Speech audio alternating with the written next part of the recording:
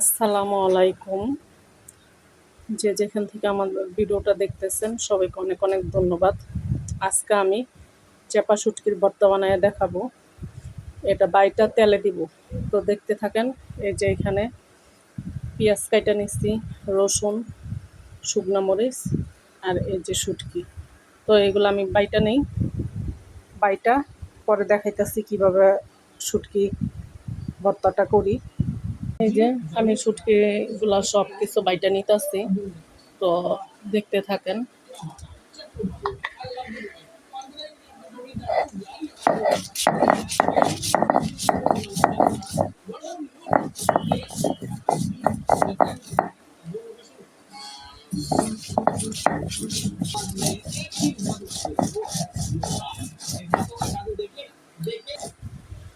এই যে আমি মরিচ বাটছি, এবার আমি এইগুলা বাটবো, শুটকিগুলা আর রসুনগুলো আমি একসাথে দিব। এরকম করে আমি সবগুলো বাইটা নিব। তো বাটার পর আমি দেখাইতেছি আপনাদের।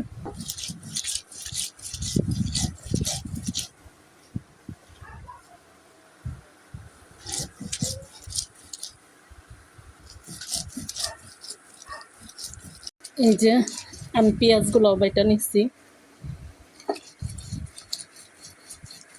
পেঁয়াজগুলো সব বাইটা নিলাম। আর ওইখানে শুটকি আর রসুন আর মরিচ একসাথে বাইটা নিচ্ছি।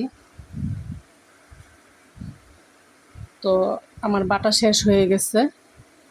এখন আমি এটা তেলের মধ্যে বাগার দিব।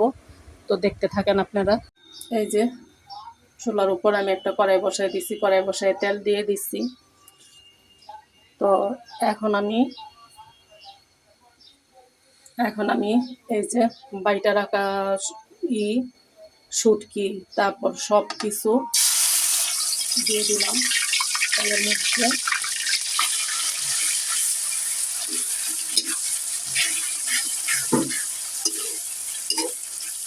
তো এটাতে আমি দিই নেই, লবণ দিই নেই তখন শুটকি বাটার সময়।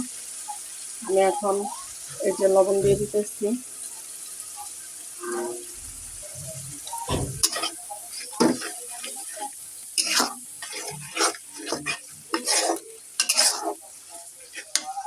এটা আমি একেবারে ভাজা ভাজা করব। তো দেখতে থাকেন আপনারা। এই দেখেন আমার শুটকি বাগারটা। তো বাটা মরিচ দিচ্ছি, এর জন্য জালটা একটু বেশি হইব।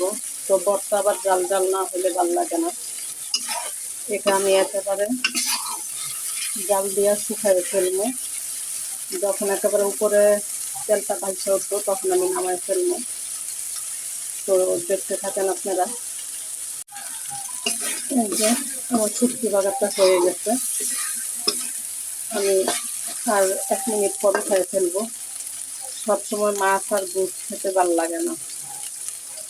তো মাছ খেতে খেতে আর গোস খেতে খেতে যখন একেবারেই হয়ে যাবে, মুখে রুচি নষ্ট হয়ে যাবে, তখন এরকম শুটকি বাগার দিয়ে খাবেন, খুব মজা লাগবে। ভাতও খেতে পারবেন। তো আমি নামানোর পরে আপনাদের দেখাইতেছি। এই দেখেন আমি শুটকি বাগারটা চুলার থেকে নামায় নিয়ে আসছি। দেখতে কত সুন্দর হয়েছে, মাশাআল্লাহ, কি লোভনীয়। তো আপনারা করে খাবেন। তো আপনারা যদি এরকম রেসিপি চান তাহলে আমার চ্যানেলটা সাবস্ক্রাইব করবেন, আমার পাশে থাকবেন, লাইক কমেন্ট শেয়ার দিবেন। তো ভিডিওটা আমি আজকের মতো শেষ করতেছি। নতুন কোনো ভিডিও নিয়ে আবার আসবো আপনাদের মাঝে। তো আল্লাহ হাফেজ, আসসালামু আলাইকুম।